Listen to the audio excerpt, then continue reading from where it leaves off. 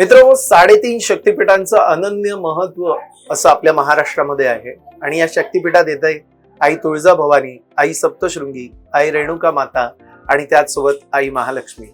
या 3.5 शक्तिपीठांमध्ये जेवढी ताकद आहे तितकीच ताकद आई वैष्णोदेवीच्या आशीर्वादात आहे.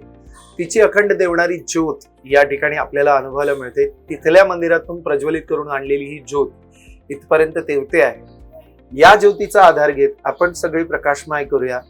आपल्या लाभार्थींना, म्हणजे जे लोक इथे येतात आणि आपली सेवा निशुल्क मध्ये अनुभवतात, तर अशा सगळ्या लाभार्थींना तुमच्या मदतीच्या हाताची गरज आहे.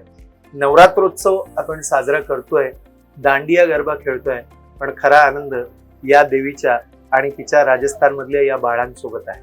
मला खात्री आहे आपण आपल्या मदतीचा हात जरूर द्याल. धन्यवाद.